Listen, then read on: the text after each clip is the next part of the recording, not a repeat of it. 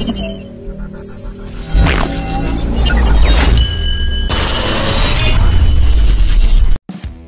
nggak sih, ternyata di Indonesia juga memiliki panglima di luar Kesatuan Resmi Tentara Nasional Indonesia atau TNI.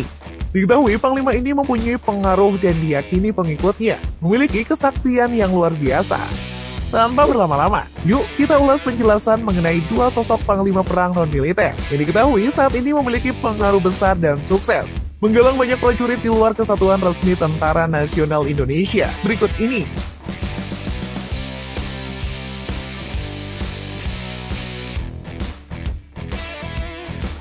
Panglima Jila. Sosok Panglima Jila sudah tidak asing lagi bagi warga Kalimantan Barat, bukan?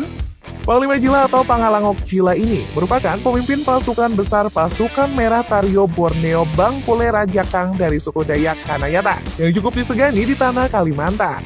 Dia berasal dari Toho, Kalimantan Mempawah, tepatnya di desa Sambora, Kalimantan Barat. Dilansir dari nasional.okezone.com, Panglima Jila ini lahir dengan nama Agustinus Jila.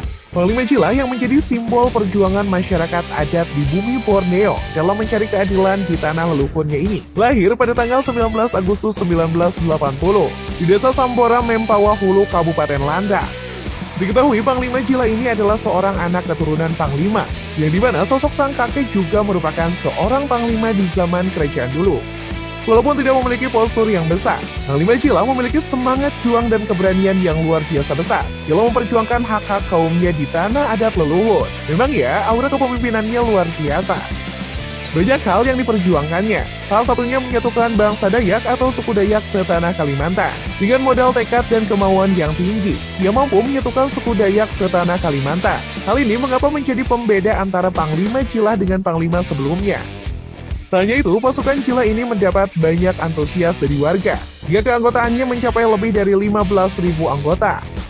Diketahui pasukan Merah Dayak ini merupakan sekumpulan orang yang setia kepada Pancasila dan NKRI, serta anti-radikalisme. Selama ini banyak masyarakat yang salah kaprah dan tidak paham dengan pasukan Merah Dayak di pelosok Borneo ini. Padahal, salah satu organisasi suku Dayak ini memiliki struktur dari ketua DPD hingga pengurus di tingkat kecamatan. Selain itu, pasukan Merah Dayak itu memiliki kemampuan berhubungan dengan leluhur suku Dayak yang tidak dapat dilihat secara kasat mata. Belum lama ini, pria bertato ini pernah viral usai mendatangkan Presiden Joko Widodo dalam acara adat suku Dayak Bahau PM Bide Bahana Tario Borneo Bangkule Rajakang atau temu akbar pasukan Merah di Rumah Rajang Pontianak, Kalimantan Barat, Selasa 29 November 2022 lalu. Bagaimana tidak, dalam pengawalan ketat pasukan pengamanan Presiden Joko Widodo dengan penuh percaya diri meminta agar anggotanya, khususnya yang masih berusia muda, diberikan jalur khusus untuk bergabung dalam kepolisian dan militer TNI. Bukan tanpa alasan Jila bisa seberani itu. Pasalnya Jila sendiri memiliki pengaruh yang sebanding dengan Panglima Pemimpin Komando Daerah Militer. Dilansir dari berbagai sumber, Panglima Jila ini disebut-sebut memiliki 40.000 pasukan tempur yang terlatih menggunakan berbagai jenis senjata tradisional, seperti parang, panjang khas Dayak, tombak, panah, dan sumpit. Di samping itu, memang Panglima Jila memiliki kepandaian mengobati, menolong, serta memulihkan orang yang sakit. Ia juga menjadi penghayatan mediator yang dipercaya untuk menaikkan doa dan menyampaikan permohonan kepada Jubata atau Tuhan. Tidak sembarangan loh, hanya orang-orang terpilihlah yang dapat melakukannya, dan salah satunya adalah Panglima Jila. Bicara soal kekuatan, Panglima Jila kebal dari senjata tajam. Ini terbukti dalam beberapa kesempatan kemampuannya itu ia tunjukkan dengan melakukan atraksi menyayat tubuhnya dengan mandau. Benar saja di tubuhnya tidak terdapat goresan ataupun luka. Sebagai seorang pemimpin, Panglima Jila sukses mengangkat adat, tradisi, dan budaya Dayak agar dicintai para generasi muda. Hingga demikian, keberadaan suku Dayak dapat terjaga dan terlestarikan. Tak hanya itu saja, diketahui Panglima Jila dan anggotanya juga dikenal tidak punya tendensi dalam politik kekuasaan, di mana Jila dan anggotanya tidak unjuk kekuatan sembarangan, bahkan menyerang kelompok atau suku lainnya. Jila dalam pidatonya mengaku jika dirinya adalah bagian dari Indonesia, dan ia juga mengaku pada November lalu pihaknya mendukung Jokowi dan sudah menganggap Presiden sebagai raja. Panglima KKB.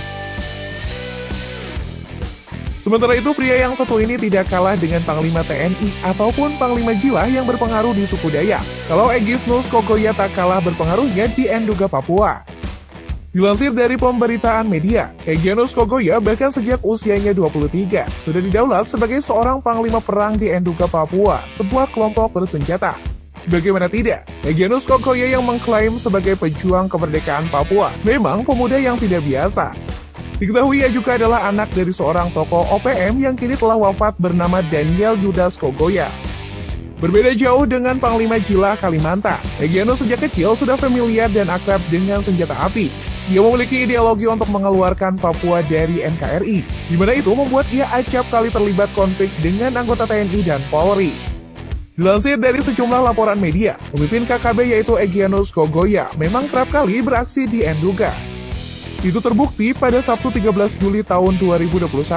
Aksi kelompok ini menyebabkan dua anggota dari TNI dari Yonif 751 VJS terluka setelah terlibat insiden baku tembak. Diketahui dua anggota TNI adalah Letu Inf Sukma Panunjang dan Praka Abdul Hamid.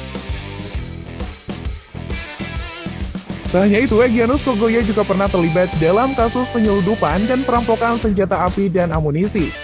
Yang terbaru, pada pertengahan tahun 2022, Egyanus dilaporkan terlibat aksi perampasan senjata api dari anggota Brimob di Papua, dan juga dilaporkan atas dugaan keterlibatannya dalam penyeludupan senjata kala itu, dan seorang agen dari kelompoknya diduga tertangkap dalam sebuah razia.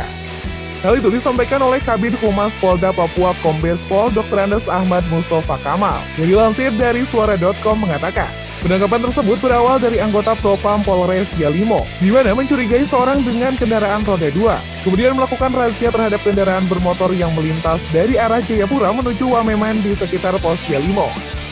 Dari tangan pelaku yang berinisial AN, polisi menemukan dua buah jergen yang berukuran 5 liter berwarna hitam, berisikan ratusan amunisi tajam dan juga ditemukan senjata api pistol dengan jenis VM, serta ada juga dua magazin amunisi jenis V2 Sabhara dan magazin jenis SS1. Dari penangkapan AN yang setiap hari bekerja sebagai PNS di Kabupaten Enduga ini, diduga barang tersebut untuk kelompok Egyanus. Itu masih dugaan ya, bisa juga nggak benar kan ya? Dan untuk dari segi pengaruh dan kekuatan Egyanus Kogoya memang tidak memiliki pasukan banyak seperti Panglima Jila, di mana Egyanus Kogoya hanya memiliki kurang lebih 50 anggota. Hanya saja Egyanus Kogoya tidak bisa dianggap remeh, dan karena aksi-aksi yang dilakukan, ia sangat disegani oleh kawan dan lawannya.